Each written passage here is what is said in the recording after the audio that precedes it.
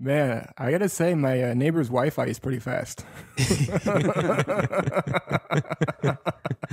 You like ask him who he uses.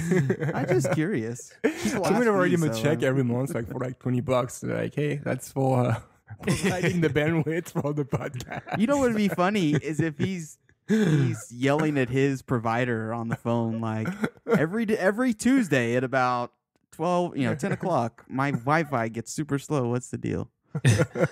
You should go over there and say, hey, man, could you please stop downloading stuff around 2 o'clock or around 1 o'clock? Start yelling at him, hey, dude, I'm working on your Wi-Fi. Can you stop downloading music or streaming videos? Yeah, that's funny. You know, I've been on the phone with Motorola, Time Warner. Motorola tells me it's Time Warner's fault. Time Warner comes, they say, we fixed everything, it should be fine. Problem gets worse. I call back Motorola for the modem and they say, well, we believe the problem is your router. I say, no, my router is a $200 router from Apple. It's not the problem, I'm telling you. And he said, yes, I think it is. And I said, no.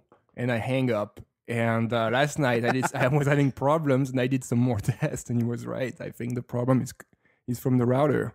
Yeah, what makes you think that? Well, because yesterday I had the connection problems. Once again, the internet would just drop. Like the Wi-Fi would just drop. On Airport Utility, it would show the router in green and the modem, the internet, as it's called internet, but it's really the modem, orange, like yellow light. So meaning there was a problem. So I did what the guy suggested, which is what everybody knows. Like I unplugged the router, plugged the modem directly into my iMac. So I had to take the iMac downstairs at like 11 p.m., take the iMac downstairs, restart everything, plug the thing, and the internet was working perfectly. And I was like, he was right. It's not the modem, it's the router. And I plugged everything back in. I plugged the router back in and everything, went back to bed. Wi-Fi was working better than ever at this time. And I was like, oh, maybe I just fixed it by doing I don't know what. And it started happening again this morning. You know, the weird thing is sometimes like on my iMac right now, I might have a internet connection drop.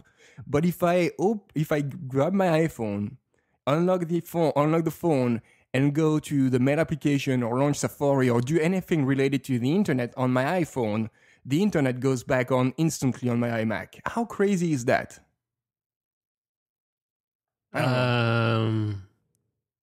don't believe you. It's funny to imagine you just like really repping hard for Apple and talking to that guy. It's not Apple's fault, man. Take this back. You take that back right now. Don't sir. you dare I will talk find about my you.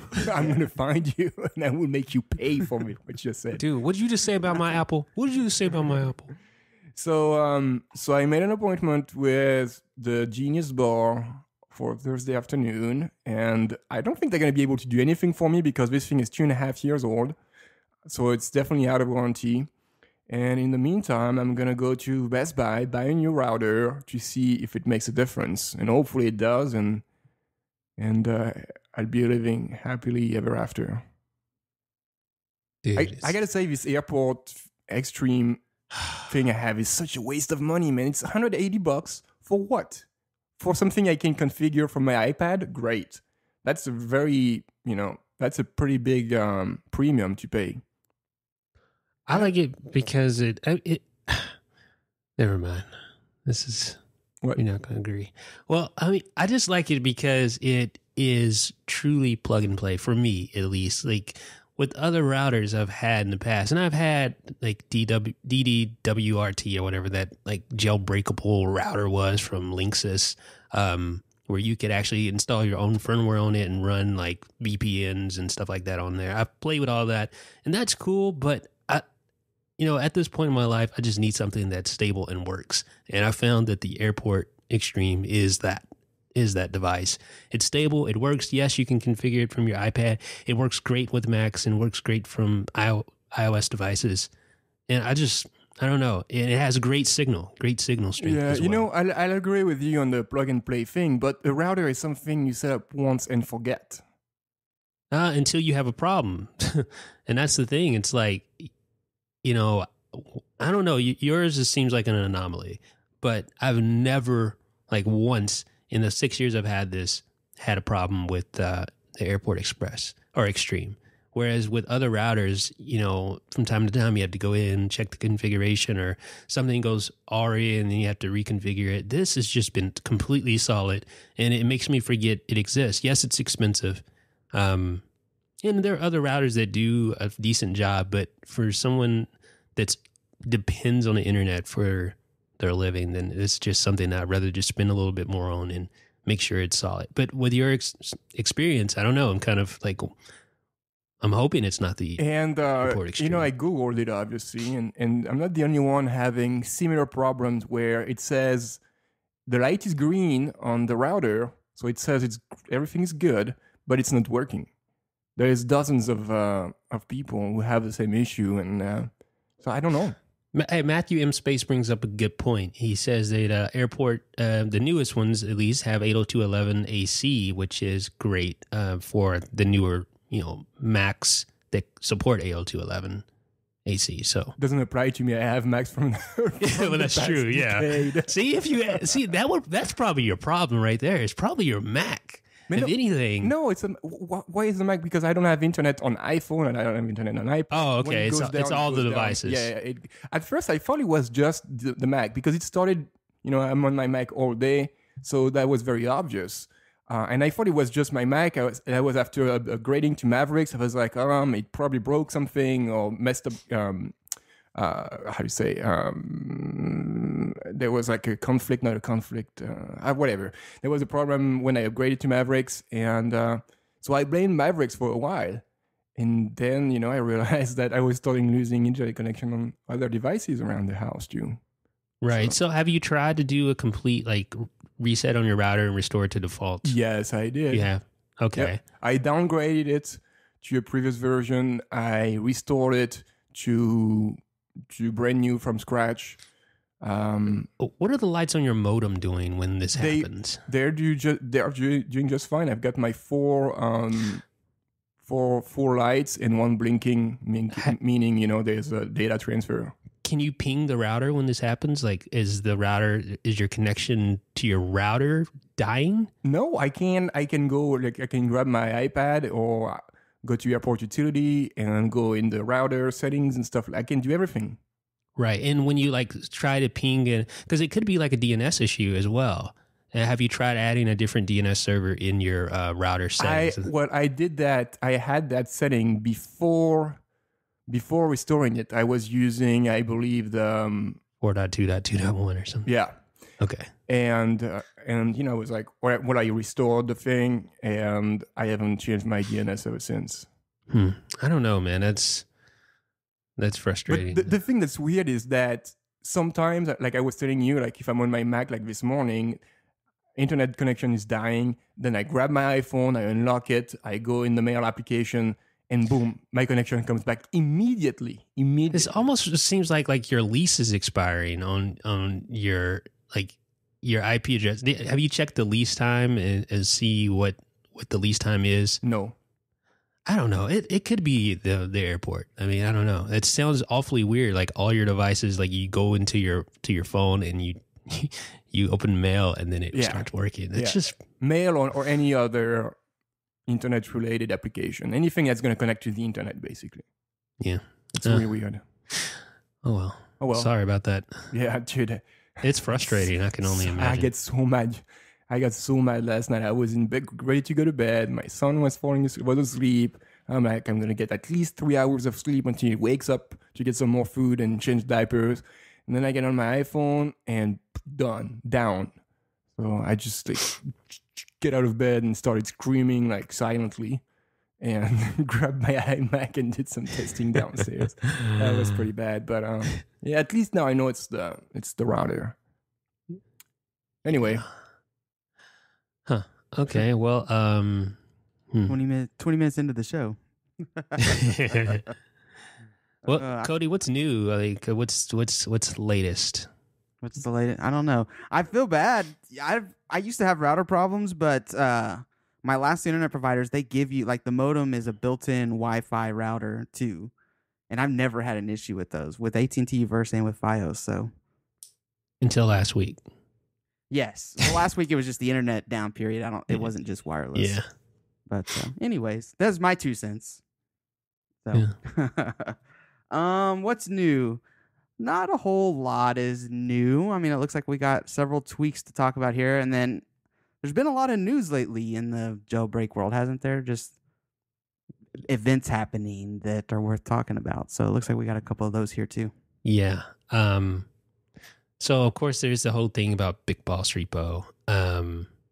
And supposedly it was basically like all the packages were rehosted, I guess. Is that the best way to describe it? I mean, some are saying like it's hacked, but is that really... It's a tough... Yeah, how do you describe it? Because it's not like the repo was infiltrated and then all of a sudden BigBoss repo has malicious stuff on it, right? Right. Like that's not how you describe it. It's more like a rehosting. Like they may have gotten into the database or whatnot and grabbed all of the files from BigBoss and then basically rehosted them on their own server. But it wasn't like something where they injected malicious content into the original BigBoss server. This is just like stolen, more like thievery. That's what it seems like to me. But what do you guys think? Well, the first thing I'm thinking is that I think it's weird that we haven't heard anything from the BigBoss repo managers, Optimo, about this. I think the least you can do is acknowledge there is an issue and reassure the user saying there is a problem, but we have doing everything to fix it. In the meantime, rest assured that none of your data, whatever that might be, your username and password to log into Cydia, which is anyway from Google or Facebook, this thing is secured, is safe. There is no malware or anything like this. The first thing we heard about this problem was from Sorik, who gave us a statement like a day or two after that happened. And the statement was from Sorik himself, not even from what's his name, from Optimo. So I found this a little not strange, but I think it's not the right way to approach it. You know, if your bank is getting hacked or if Apple's website is getting hacked, if anything is getting hacked, you usually expect the company to acknowledge it and say, this is what happened and this is what's at risk and this is what we're doing. And nothing here was done. Nothing. There was no communication whatsoever. Yeah, he hasn't stated a thing on his Twitter account. No, I think it's very disrespectful for the users because people want to know. You know, it's something. Especially, it's one of the default repos. So it's not like it's some shady repo that you have to add yourself. It's one of the major ones. It's probably the most major repo when it comes to tweaks with my eyes. So I was really expecting a little more from BigBoss and Optimo. I was really hoping they would say something about it. Yeah, but in the same time, like there's no user data on the BigBoss repo. Right. Like everything is interfaced. Every like login and everything, like you stated, it goes through Facebook or Amazon is one of them as far as payments, and then there's also Google. So there's really no like user data that would be even right. There is no. Yeah, I hear what you're saying, but still, it's a courtesy to do. Yeah, right. Users. Yeah, I mean, most people don't know that. Like, I guess most jailbreakers would know that their data isn't with BigBoss, but you know, just those who do it casually probably wouldn't know that their data is okay. They may be confused and thinking that, hey, maybe I need to change my passwords or something like that. So yeah, it's odd that like he's replied on Twitter, he's sent out tweets and things, but nothing about this. It's been completely silent. I don't know. Maybe he just doesn't want to acknowledge that it exists or what? Because the user really doesn't see. The only people that are really affected by this are the developers, right? Because their paid tweaks are being made available free of charge. Yeah, and to be fair, this is not the first time. There's plenty of cracked pirated tweaks out there. Yeah, pirated tweaks. So it's nothing really new. I guess these guys, the RIP BigBoss people, just did it more vocally and make a big splash out of it, which gave it more attention. But at the end of the day, it's pretty much like everything else. Every other cracked repos out there. Still the same. I agree with you, Sebastian. Just the fact that the word hacked or infiltrated, whatever word you want to use, is being tied with Big Boss Repo. I think the people in charge need to make a statement. I'm surprised even Sorek didn't do like more of a public, maybe on his blog, or maybe he did something in Reddit. It's been a few days since I checked the Reddit subreddit, our Jailbreak, so I don't know. But I would have expected just leaders in the community to say, this is what happened, don't worry about it. I mean, maybe they don't have the time, maybe they didn't see it as a priority, but there's a lot of, I mean, if you read through the comments on your post, Sebastian, there's concerned people wondering what this meant. Yeah, and we get a statement, not a statement, but yesterday, Jailbreak developer, hacker, compiled entropy sent us more information saying it looked at the files that were on the RIP BigBoss repo, and apparently all of them are safe from malware too. So this is good to know as well, because they could have downloaded everything, make everything available, but inject crapware in there or some malicious software. Speaking of that, there's already seems to be, I mean, it's not crapware, but the advertising, I just want to mention this briefly because just got through downloading some tweaks, and the advertisements in the BigBoss repo are just terrible. Like, why do they allow such they're weird sometimes. Just terrible ads, man. I mean, it's like I don't even like looking at it. Like, it just makes me mad. I don't like putting it on videos. Like, it's annoying.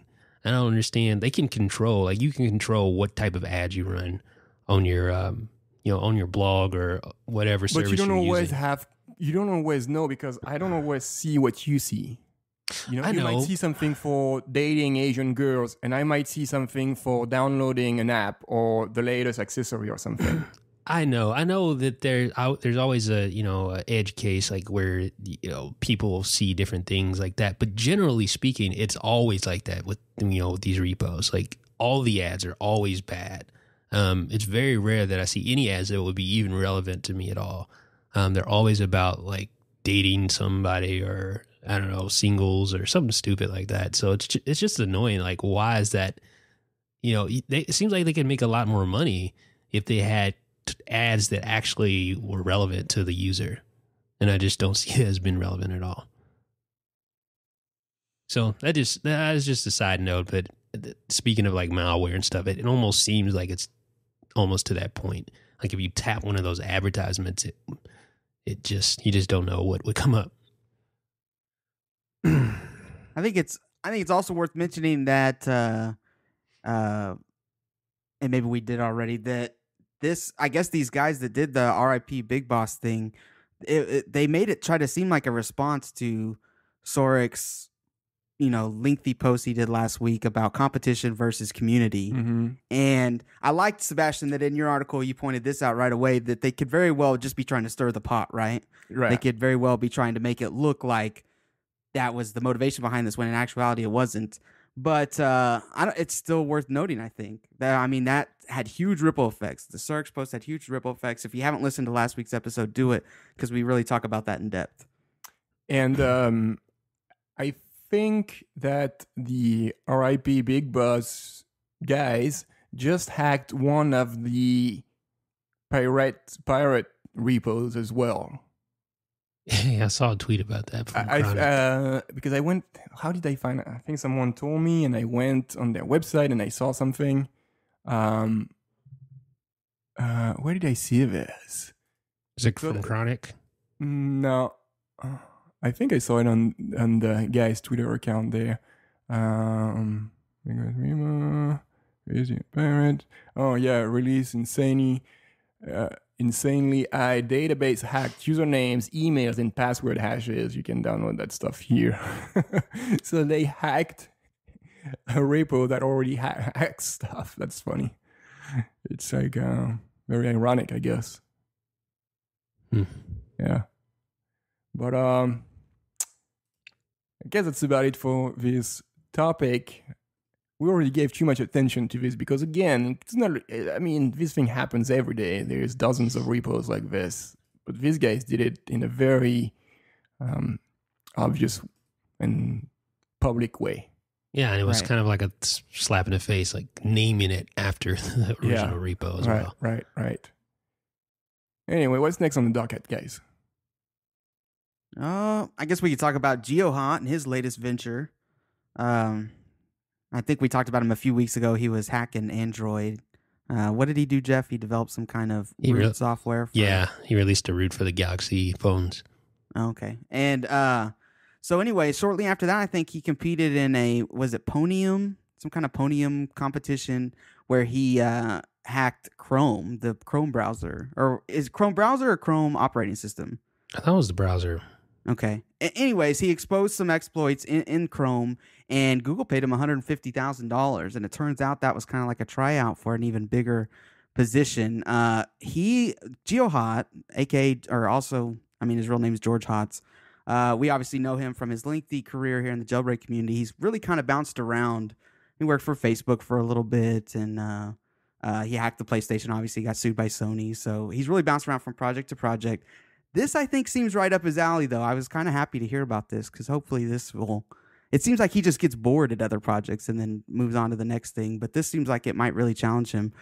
He's joining up with Google's Project Zero team. It's kind of this new initiative of super hackers, this team of super hackers that their only job is to hunt out zero-day exploits, right? The big fish, the most serious exploits out there in all software, right? Not just Google. And they're going to get paid to do this. And that's really all they do. And it's weird because Google's funding this, but they're going to correct Microsoft software. They're going to find loopholes in Apple software. I mean, there's no limit to what kind of bugs they can hunt out. So I thought this was pretty interesting. Guy's brilliant. What can you say? I mean, yeah, if you look at the team he's working with, Chris Evans, he's a longtime Google security engineer. New Zealander Ben Hawks, he's been credited with discovering several bugs in like Flash and Microsoft Office apps and things like that. So yeah, it's cool to see him doing this. And again, I think like for the kind of vibe I've gotten from him reading past interviews and stuff like that is that he just gets bored with something that's not challenging enough. He moves on. And so hopefully this will finally kind of challenge him. I think he's just an intern right now. I don't know if he's full-time yet. So what's the end goal of Project Zero? They want to eradicate software vulnerabilities. So yeah, I mean, it says Project Zero, a group of top Google security researchers with the sole mission of tracking down and neutering the most insidious security flaws in the world's software. So, so again, it's Google being the superhero and helping software developers figure out, like big companies probably, like figure out their vulnerabilities and help them fix them. Oh, that's so nice of Google. Yeah. Oh. Well, okay, so I guess to mention probably the side effects for Google, right? The bonuses it provides as a really great training ground for. Okay, these guys are super intelligent because. It's not just security, right? If you can reverse engineer and do all these kind of things, chances are you're smart in other areas too. And so this provides kind of like a recruiting ground. And also, I noticed because the post was from Wired, and they said something that I thought made a lot of sense. It was that happy users that feel safe tend to click on more ads, and that again helps Google in the end game. So it wouldn't surprise me if this had a positive ripple effect for Google. Good old Google. Putting its hands in everybody's pockets, huh? Yeah. Yeah. Do you really want, I guess with all the privacy issues they're accused of, do you really want them finding all the secret back doors and the... No. Right? No. It's kind of scary when you look at it from that angle. Right. Yeah, because that would give them access, I didn't even think about that. That would give them access to so much more information all of a sudden. Yeah, that's creepy. Can you imagine just like a whiteboard filled with instructions on how to access every piece of like major software? Oh, here's a bug in Microsoft Office that'll let you view all the documents.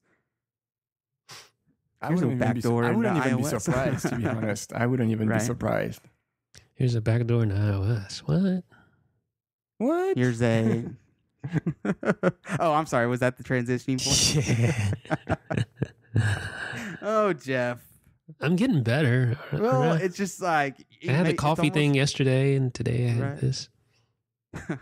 Anyways, okay, since you're pushing it, let's let's hop onto this story. This was big news, right? This came out yesterday.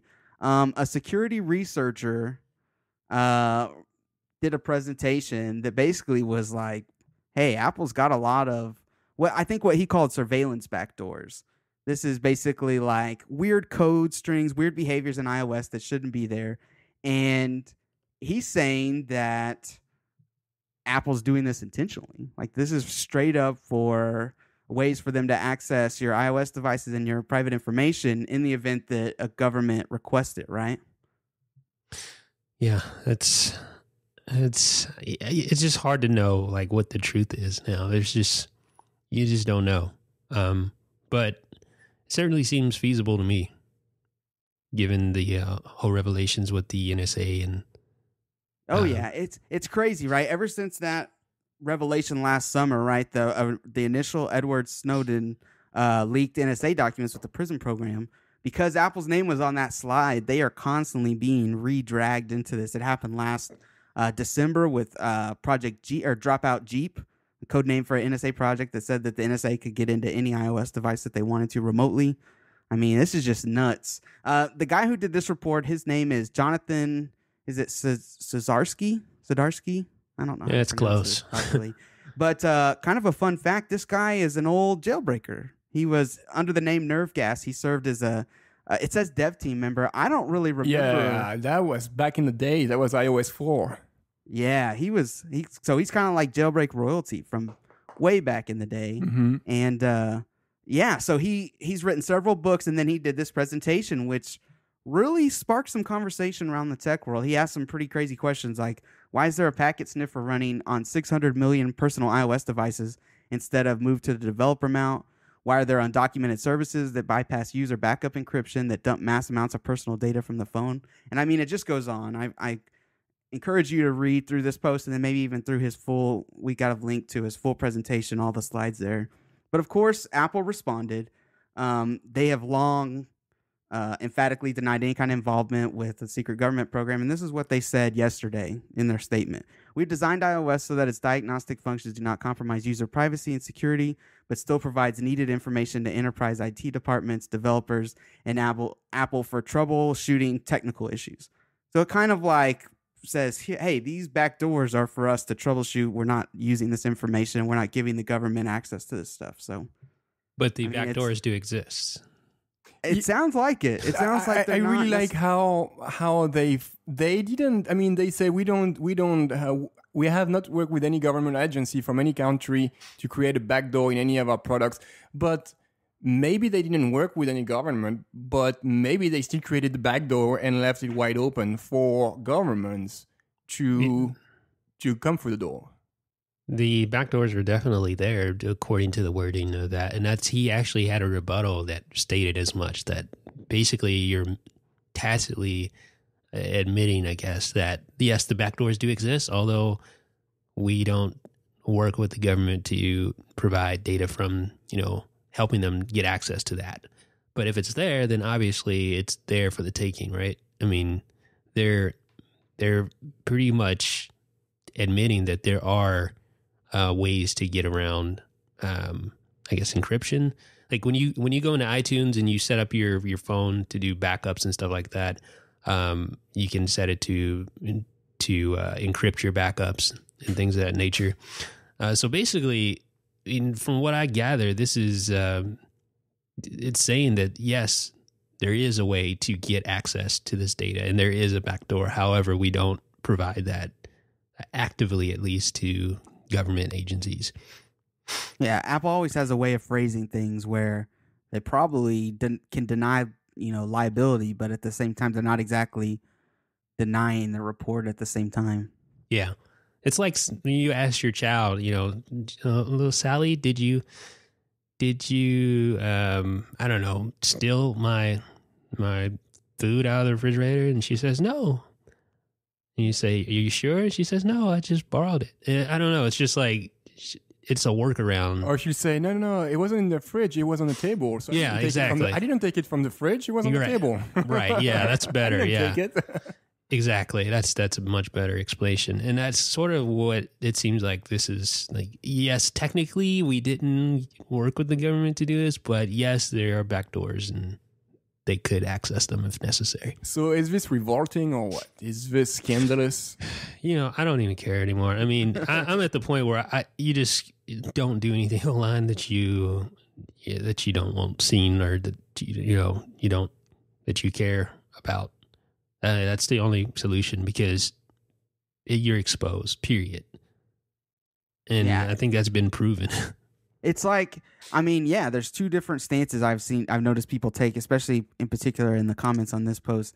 It's like, you either better be super upset that Apple and the government are violating your right as a citizen of the country, or you're just like, man, I just figured for years that people were spying on me anyways. You know what I mean?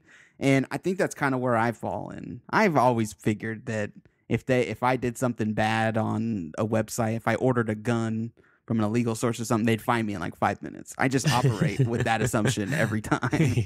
So, what's your take, Sebastian? Are you shocked and appalled or? No, I'm not really. I mean, just like you, it's something I've been expecting for a while. Now we're just figuring out the ampler, like how big that really is. Right. And to be honest, I never really thought it was that big, but I knew that, if I didn't want someone to hear what I had to say, I should maybe not even have my phone in my pocket to begin with, because they can tap the speakerphone and probably record whatever I'm saying, even though the phone is off or something. I mean, there's plenty of like crazy theories like this. Now, am I appalled? Not really. Maybe I guess I should, but I'm not. I'm sorry. It sucks that Apple does this, but realistically, probably every single company does it to some extent. I can't. That's what I'm gonna say is gonna probably offend a lot of people, but it's just the way it is. And you can sign like thousands of petitions and try to change things, and maybe the House of Representatives and the Senate will pass some new laws that prevent this from happening. It's always going to happen. Let's just be honest here. It's just always going to happen, and even more than that, it's going to be worse and worse as everything gets even more connected. Your Nest, your garage door, your everything is going to be connected now. You have your video cameras, your drop cams everywhere around it. I mean, like, we're just begging for that to happen, and it sucks. Really, it sucks. I wish we didn't have to live like this, but I think it's the price to pay to enjoy a connected life, a life in the present times. If I didn't want this to happen, I would probably move to Montana and maybe have a ranch and grow, I don't know, have some cows or something and live the happy life on my horse. But that's not going to happen either. I'm happy how I am. I know I'm not doing anything messed up. I know I'm not plotting to throw the government. I know I'm not plotting some terrorist attacks.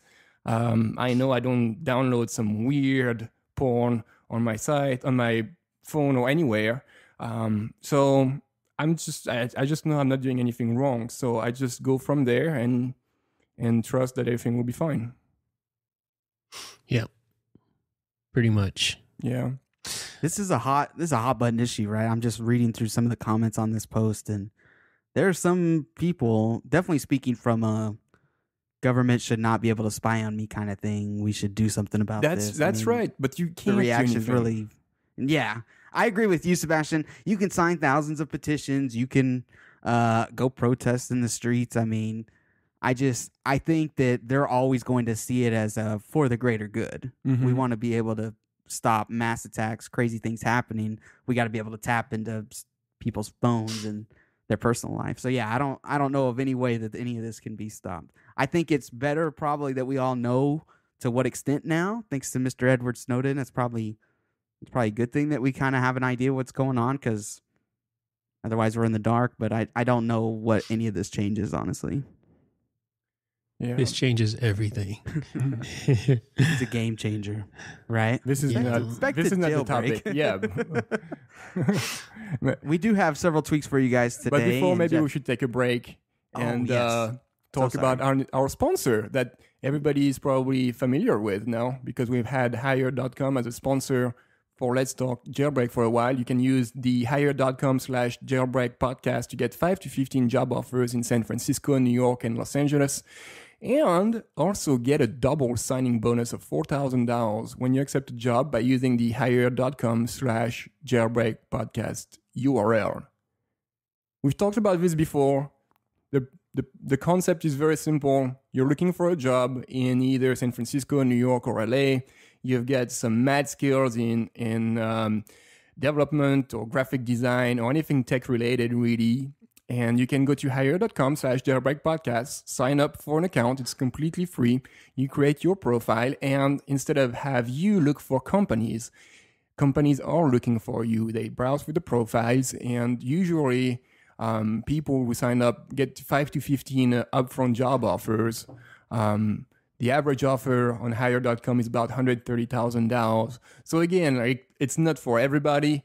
It really is towards people who have skills that appeal to tech companies. These tech companies using hire.com include Twitter, American Express, Postmate, Quirky, Whisper, and hundreds of other tech companies. So if you're interested, go to hire.com/jailbreak podcast and check it out. Again, it's completely free. There is no strings attached. If you know someone who's looking for a job, you can actually refer this person. We referred IH Snow last week or a couple of weeks ago. We didn't, but we thought about it.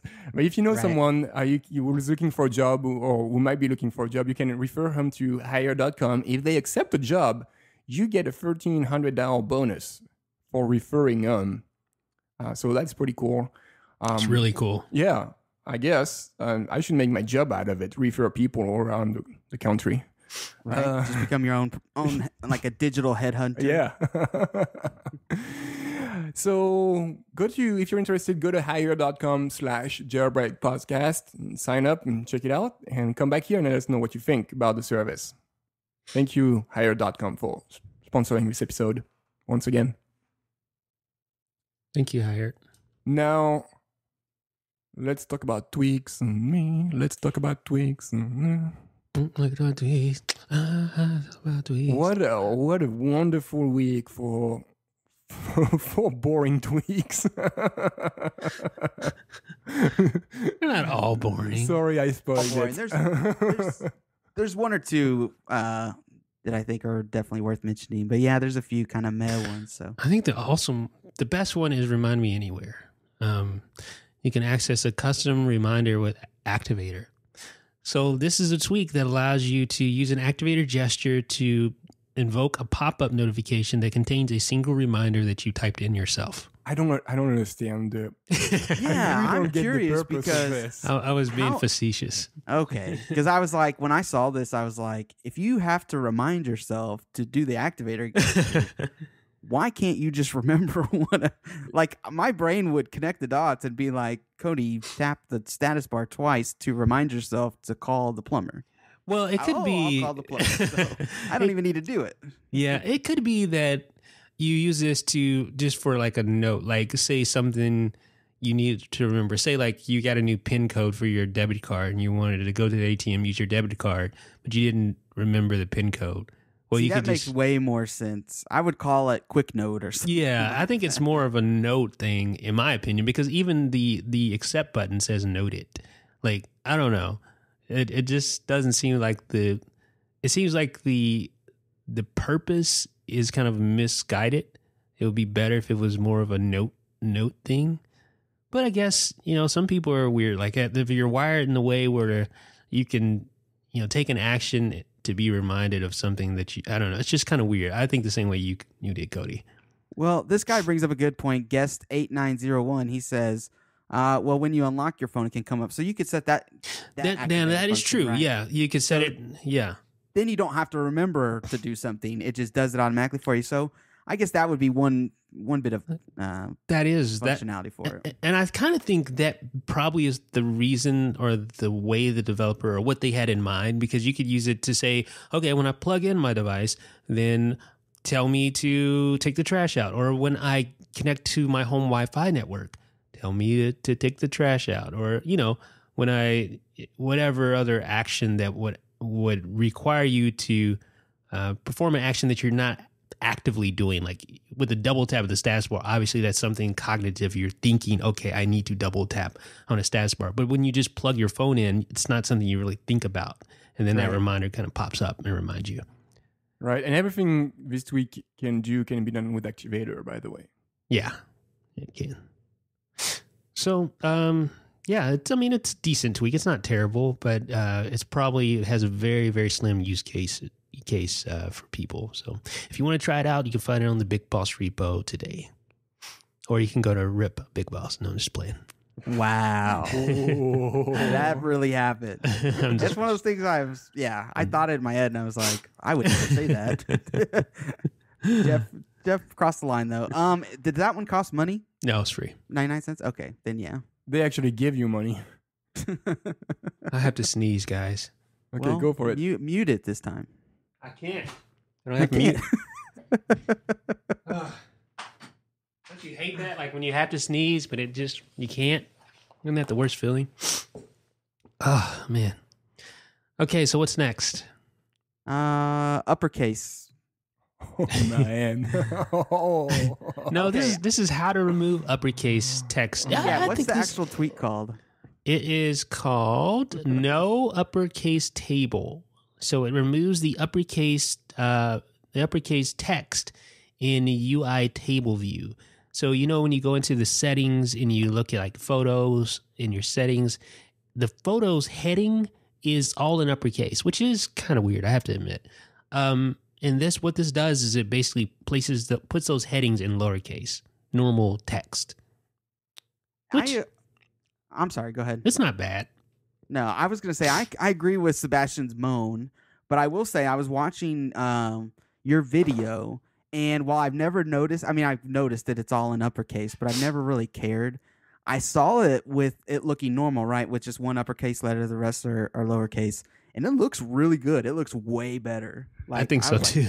That looks way better. But the problem is I'm not in that section of the settings app, or any sections really of the settings app long enough or often enough to really care. Exactly. Yeah. It's just not something you see constantly. But I have to say, it does. High five to this guy for it does look aesthetically better, but it's just not something I use enough to care about. Yeah. But if you want to try this, it's free on the BigBoss repo. You can try No Uppercase Table. Get it today and let us know what you think. Mm-hmm. Our next tweak is called Meter. And this is an interesting tweak. It will actually be posted on IDB today. But it's a new tweak. It's a preview that we just received. And this allows you to change up the signal meters for your cellular connection. So it's like basically adding themes to your signal meters. It's actually really cool. It's from, I think, Julian Weiss. Is that how you pronounce his last name? Oh. But he's done like Circlet. That's another tweak that allows you to switch up like some of the meters, like your battery indicator and things like that. And it looks good. It's very aesthetically pleasing. I love Circlet, but I had to remove it. Like he's done 3 updates to this tweak, and the 3 of them made things even worse every time for me. Like the things don't work, your circles overlap, or they don't show up, or they show up on top of the stock icon. It's just like, wow. So kind of bummed because it was a paid tweak, I think, too. So I'd like to see what Meter looks like, but I hope it performs better than Circlet has, for sure. See, you don't like the little bars, or the little circles that measure signal, right, Sebastian? What? I think you've said that in past episodes that you don't like the stock look of the signal meter. No, not at all. It takes way too much space. So this might be right up your alley. See, I don't mind it. I think they look all right, and this will change them and theme them without even having to install Winterboard, which I know is for a lot of people a big plus. So yeah, definite plus. Now, how many themes? I saw you cycle through a few of these in the video, Jeff. How many come pre-installed? 3. There's normal, then there's the dots, and there's another one that you can have there. So there's 3 of them, and you can also create your own themes. Don't know exactly when the tweak's coming out. I presume it's going to be very, very soon in the very near future. And we'll have more on IDB. So stay tuned. Okay. You have any idea how much they're going to charge for it? Nope. It's probably 99 cents, but I don't want to say for sure. Right. Was there one to bring the numbers back? Isn't that one of the options? Well, that's not actually a theme. It's more of it gives you the actual signal strength, like this actual signal. Negative 72 degrees or whatever. Yeah, it tells you the actual numerical signal value. And that is one of the options, but it's not an actual theme. Like if what you do is with this tweak is you assign an activator gesture to cycle through the different themes. And it's recommended that you use the tap on the status bar in the upper left-hand corner, single tap on the left side of the status bar, which makes sense because that's where the signal meter is. Right. And then you could cycle through. And one of the options is just a numerical signal value. Now, with that being said, I should mention that when you do tap in the upper left-hand corner on the status bar, a lot of times it scrolls back up because, when you in iOS, you have the scrolling like scroll feature. Up in Safari or something. Yeah. So that's something that kind of interferes with it, I found, with tapping in the status bar. Kind of annoying. So sometimes you have to wait until you're like all the way to the top before it actually will register. But I think it's more to do with like my tap. Like my fingers are probably just too big. So, yeah. Here's another tweak. It's called Hermes. And this was one of the bigger ones this week. You think so? Yeah. Yeah, I think so too. It actually released the same day we recorded last week, but it was too late before we were able to get it on the show. It's a 99-cent tweak. It's a quick reply solution for jailbreakers. And the nice thing about this is it's simple. It's very, very simple. There really isn't much to it. There are a couple of settings, and the settings allow you to enable the same quick reply interface for not only iMessage, but also Kik and WhatsApp. So you can have quick reply for all three of those messaging apps, and you can enable each of those toggles for those messaging apps independently. So if you just want one app, like iMessage, you can do that, or you can have iMessage and WhatsApp or iMessage and Kik, or all three if you want to do that. A quick question for you, and this might have been the video, but I didn't see it. How can you tell the difference? Like, let's say you get a pop-up of a message. How can you tell if that message came in from WhatsApp, Kik, or iMessage? It'll say, like, if it's from iMessage, it'll say iMessage from blah, blah, blah. Or if it's from WhatsApp, it'll say WhatsApp from blah, blah, blah. Okay. Yeah. Okay. That's nice. It made me crack up a little bit when I was watching the video because I think you had Sebastian send you a test message and he's like, I'm texting and driving. And I think you were like, oh, well, be careful. And he's like, thanks for your concern. Setting a good example. Always. Oh, man. So it's nice, but there was something that I just didn't. I think it's just so basic, like the ability to reply from the lock screen. You can't do that, at least in the version I tested. Or Notification Center, you can't do a quick reply. It's just super basic. The only thing you reply from is from the banner notifications that come down, and you hit the little reply button, and then the little pop-up box comes up. And another thing is that the nature of I just don't like those pop-up boxes that pop up. I don't know. I just don't like the design of it. It doesn't look very appealing. It's not aesthetically pleasing. No, not at all. But if you're looking for something like super minimal and like straightforward, not a lot of options, then this is something you might want to check out. Does this have quick compose? No. Okay. Just straight up quick reply, as basic as it gets. So still, it looks like if you're looking for a quick reply tweak, Aki is the champion. Sebastian would beg to differ. Okay, if you're looking for a bloated, Hermes 99 cents, BigBoss repo. Hermes is 99 cents on the BigBoss repo. Let's talk about HUDSpeed. This is a really cool tweak. I like it a lot. Have you ever adjusted your volume on your phone and then it takes forever to disappear? Yes. Have you ever done that? It's like, just go away already. Right. The little HUD, the heads-up display for the volume just kind of stays there and just loiters on your screen. It's like, man, are you going to leave? Just go. Well, this allows you to adjust the HUD speed and make it disappear quickly. Is your HUD speed bringing you down? Oh, I can just picture Jeff just yelling at his phone because the HUD display won't go away. Go away, HUD. Right. You go away now. You get out of here. Get out. This is a legitimate annoyance. I remember because there's been times where I've had tweaks either mapped or linked to that HUD display, right? And if you tap it, something happens, and I would just be waiting for it to go away so I can do other actions. So it's an annoyance for sure. Yeah. Not anymore. Not anymore. Oh, where's this one at? It's BigBoss repo. And it's free. Yep, it's free of charge. And are there any settings or anything, or is it just really? Yeah, there's a setting. There's a little slider. You can adjust the speed and the kill switch toggle. So if you adjust the speed, I think the sweet spot is 0.5. It makes it disappear fast, but not so fast that it's just like you can't see what's happening. So you can adjust that dynamically, and you don't have to respring or anything like that. Wonderful. Indeed. So our final tweak today on the docket is another preview tweak that I just got. It's called Brevity, and this is really cool. It's a good idea. This is a tweak that allows you to basically quick reply or send a quick canned message from iMessage without actually typing anything. So the send button, like when you type a message and there's the send button, well, this allows you to tap the send button to send a canned message even if you haven't typed anything. So say I assign the word okay to Brevity. That means that anytime I tap the send button when I haven't typed any text in the text box for iMessage, it will send the word okay. So it just allows you to send a quick canned response. If you're like me, you like to say meh a lot, you could assign a meh to it and quickly send a meh to Sebastian or Cody whenever they say anything. Ooh. Cody. They say anything. Well, Wow. if you're friends, like if you always say okay, for instance, to someone, or K or yo or whatever, you can assign it to Brevity and then quickly send that.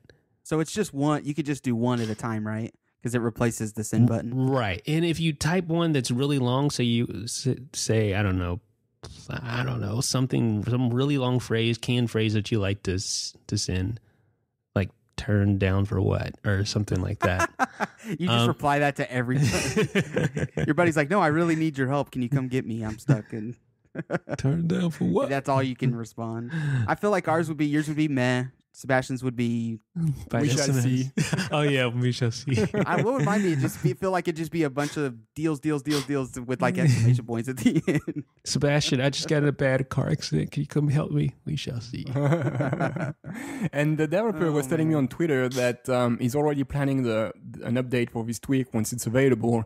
And this second update will add multiple shortcuts with a tap and hold on the send button. So you'll be able to tap and hold and have several shortcuts in there. So you could have meh, we shall see, K, deals. What's the deal? As gestures, whatever you want to have to be for a shortcut. Or your own word too. That'd be funny if it came preloaded. With funny responses. With may and we shall see indeed. That would be funny. Well, we'll see. I don't know. We shall see. See, I'm impressed actually. I know it's just one word now, but if he were to expand it, maybe with like a little pop-up menu, I just like the location. I can't believe nobody's done this with the send button. And it all kind of goes away after you start typing any length of text, right? Like it just returns back to the normal send button. But otherwise, you have this quick access. I think that's even better than keyboard shortcuts. It's pretty sweet. Yeah, cool idea. Thumbs up. Yeah. So that'll be coming soon. So stay tuned. So I think that brings an end to our tweaks of the week. Of course, someone keeps asking me. I don't know if the guy's still in here. He keeps asking me about the Galaxy. So listen to Let's Talk iOS because you want to know the story behind the Galaxy S5. Yeah, we discussed this yesterday on Let's Talk iOS. Yep. So you can go in, and I'm actually gonna paste the link in there, and done. What a title! I love that. I love that title. Confessions of a Former Minimalist. Yeah. Yeah. Hey Jeff, I got a question. Mm-hmm. Are we in the question section yet? Yeah. Hey, what's the deal with Booksong? I don't know. You just really didn't want to talk about it? Yeah. Okay. It was on the show notes, so I was just curious. Should we mention it now real quick? Mm-mm. No? Okay. His book sound curious. There's also a new tweet called Power Tap. Huh. Jeff So- really has something against this book song, apparently. Yeah. Man. Getting the code, guys. What medicine should I take? I don't know. Just rest. I usually take something Alka-Seltzer. Something with codeine in it. With codeine in it? Right? Isn't that I thought that was the common ingredient in cold syrups. Codeine? Codeine. Oh. I think Maybe it's not. like sipping Maybe that's like a syrup. drug or something. People are like, whoa, what are you talking about? Oh, yeah, wow. What's PCP, though. Mikoto? I've seen this name like several times already today. Someone says, please review Mikoto. Creamy says that in Power Tap. What's Mikoto? I don't know. What is that? Yeah, I guess it's some kind of new tweak. I haven't heard of this one yet either. Power Tap, you were just talking about that. Yeah, it doesn't look like. I guess there's not very many. Oh, here we go. Somebody put a link up to Makoto. No, it's on the Pineapple repo that explains it. Oh yeah, lame. It's on what? What? This is a crazy tweak, man. It allows you to customize various App Store apps, including iOS itself. Think of it as something similar to Springtomize, but also for App Store apps. That sounds really cool. It does sound pretty cool. Anytime Springtomize is mentioned, then you know it's good. All right, Jeff, you get some work to do for today. Mikoto. Mikoto. Yeah, that looks interesting. Enable hidden Facebook settings. Meh. Oh, We've what gone down is- that road many a time before. yeah, I know. Flex. Where do I know this from? That's that like kind of mini homebrew app store, isn't it? Yeah. Yeah, Right. and you can Do create you ever your own use that? tweets and stuff. I mean, it was kind of hyped up there for a while, and It still is, actually. There's a pretty big following for Is Flex. there really? Yeah. It's. am I missing something huge here? I mean, it basically allows you to create your own little tweaks, mini tweaks. Does It's- it allow you to create it, or you have It's- to know programming to do it? You don't have to know programming. That's kind of the cool thing about it. It obviously would help if you did know like the basics of programming, like you do now, Cody, with your new app. But it does allow you to create tweaks, just like create recipes almost. It's sort of like Maybe macros, create macro no, or script. no. It actually goes in. You actually go in and modify values. So basically, you go in and you can go in and change variables for certain variables and change up the way iOS works or certain apps work, things like that. So you can go in and say one app had the Boolean value of false, and you could change that. Go in and change it to true if you wanted to do that, and it would change the way that the app works. So it basically allows. It's just a high level way of going in and changing values for specific apps and things like that. Okay, so you can do this all from your device, create a tweak, and then upload it to a mini tweak store. It's been a while since I've used this. Yeah, sort of like that. You can upload. There's cloud. You can share and download additional patches, what they call them, patches, Okay. from the Flex to cloud. And yeah, it's a cool tweak. I mean, it really is. It's solid. Sounds intimidating, but I might have to check it. I have to recheck it. So I have to say, yeah, there you go. Someone posted a link to my link, yeah. review. Yeah, it's a good one. Yeah. I have to say that, man, 60 hertz on this 4K monitor makes a huge. I mean, it is amazing. I'm so satisfied. See, I thought that was a low. Is that not low, or is it just not low for 4K? Oh, thinking there's no such. 120. Oh, I I thought don't 120 know. was better. You're not going to be able to buy a 4K monitor with 120. I know, but that's what I mean. Like, is 60 hertz for a non 4K monitor low? Yeah, it's average. I mean, it will maybe consider low to like Twitch gamers, like gamers who play like, Twitch games, like first person shooters and things like that. But it's doable. It means basically you can get 60 frames per second on your game, which is sort of like the industry standard for consoles, at least.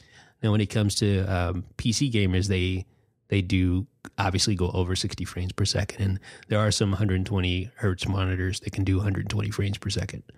But for like a 4K monitor, 60 is like your max right now. Interesting. Okay. You lost me at 60 hertz. So basically, 60 hertz is like the refresh rate for your monitor. So if it's at 30, then it means like when you move your mouse, you can see it kind of skip around, which is obviously bad because it's only refreshing at 30 frames per second, so to speak.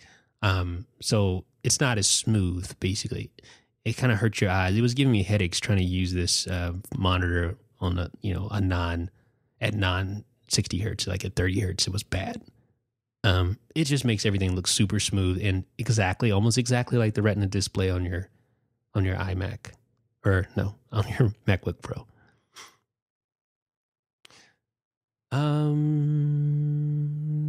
Someone asks, none of you guys game. I don't game really. No. I have a Wii U. That's pretty fun. That's how much he games. He has a Wii. I have a PS3 and an Xbox 360, and if I ever game, I play. I have two games for the PS3. I have FIFA 2014, I believe. I love that. I mean, I have a buddy that we do. We have a season online going where we play against other duos, and sometimes Call of Duty, whatever the latest Call of Duty is. Excuse me. Oh wow, bless you. So I game a little, very little. I mean, I haven't found time for it anytime lately, but I've been known to game. Sebastian's an old school gamer. No, Sebastian's a break, whatever that break game is. No breaks. No breaks. Yeah, I'm not as addicted as I was to other games in the past. I could see you being like a hardcore Final Fantasy player on the Super Nintendo or something. Oh, really? Okay. Maybe Street Fighter or something. I used to play with my friends. I didn't have a Super Nintendo or anything. But yes, I did play. I loved it. I loved the arcade game for Street Fighter 2. Spent so much money on that thing when I was a kid. It was fun. Sebastian? What's your high score and no breaks? 211, I think. Let's see. I think it's 211. Play Wow. 211. I think mine's like 150 or something like that. Yeah, you don't spend enough time in the toilet. Are you having regular bowel movements? Honestly, that's where I play the most. Oh, and this show just derailed. Yeah, this guy is A94, 342. That's impressive. I think the high score is in the 400, like 460 or something like that. It's pretty impressive. What's your high score on Timberman or whatever that tweak or whatever that? Not much. 160 or 180 or let's see. It just crashed. Great. Okay, I'm gonna play. I'm gonna die. 213. Oh, that's pretty low. Yeah, well. I need to give Timberman a try. To each his own priorities. My priority is no breaks right now. Have either of you tried Ninja Up yet? No. I installed it and it just got on my nerves very quickly. Like, I mean, Jeff. When I say very quickly, I mean within 15 seconds. I just didn't like it. So I just stopped. Deleted it. Gone forever. It's fun. My high score, if anybody plays in the chat room, is 800. So feel pretty good about that. I'm really good at Timberman. Okay, let's hear your score. Yeah, what's your score? You know what? I don't know. Let me go back out here. If you die, they're gonna give you your score. I'm probably going to have a terrible score. Let's see. I hate when Game Center pops up. Go away. What do you? Where is the high score? How do you find it? I'm tapping. Just die. Just play a game and then die right away. Okay. All right. Hold on. All right. I just died. Oh. Never mind. What is it? No, I'm embarrassed. I won't tell. So you're telling me that 213 is low, but yet you don't even... Yeah, I thought I had more than that for some reason. I don't know. I only have 107, so yeah, it's pretty terrible. Okay, so basically you have half of what I have, and you're telling me the my score sucks. I know, I'm sorry. Do I play Kardashian? No. No. Anywho. Okay, well... I'm sorry, guys. I was just kind of under the weather and just not really feeling good right now. But, yeah, it was a good show. It was fun. It was. I wish I had more time to hang out, but I'm really on a tight schedule right now. All right, so you're going to get your router now? I'm going to go today. Not now, but I'm going today for sure. I can't live with that anymore. Wow. Yeah, that's some big problems we have here. Internet, router doesn't work. All of a sudden, your neighbor's going to be just in a great mood going for it. Yeah. It's like, dude, I don't know what happened, but since you bought this new router last month, my internet is so much better. I don't know why. Oh, Scott. Hopefully he's not listening to this. Okay, guys. One thing, someone just put in the chat room, buy a Airport Extreme, best router in the world. I agree, Aiden. It is. But that's what I have, Airport Extreme. And, I know. And I would say it's not the best router in the world, or else it wouldn't have died on me after 2.5 years. That's a very expensive per month price. It's like $10 a month or something. So, yeah. I don't think... What if it's not your airport? What if it's not your airport? But it is. But you won't know that until you swap out. So swap it out, see what happens, and if you still have the problem, you'll owe Apple an apology. Well, that's what I'm going to do. That's what I'm going to buy a new router, not an airport. Right. Because I'm not spending $180 again plus tax. So I'm going to buy a cheap router from Best Buy. Okay. The I don't know, $80 router or something. Not the cheapest one. I'm just get the number 2 cheapest. And I'd be able to try, you know. If it still had the same problem, if it still had the same problem, no, I know it's not the router, it is the modem. Right, or it's not the modem, it's the service. You know, I mean, there's 3 players in this game, so it could be one of the 3. I would be shocked if it's the router, but we shall see. Alrighty. All right, guys. Thanks everybody in the chat room for joining us for the show. And we'll thank you, Hire.com, for sponsoring this podcast. You can use Hire.com/Jailbreak podcast to get 5 to 15 job offers in San Francisco, New York, and Los Angeles, and also get a double signing bonus of $4,000 when you accept a job by using the Hired.com/Jailbreak podcast URL. Thank you very much. That is a great service. So yeah, check it out. Doesn't hurt. What doesn't kill you makes you stronger, they say. So Hire.com might make you stronger. Terrible. Okay. Alrighty, and guys. on that note, we'll talk to you guys next week. Same time, same place. All right, sounds good. Thank you everybody for joining us in the chat room, by the way. Very nice of you. Very cool to hang out for a little bit. Yeah, thank you. Links is router for the win. Thank you, CoreStar. I'll get that. Peace. Oh my gosh, Jeff, really?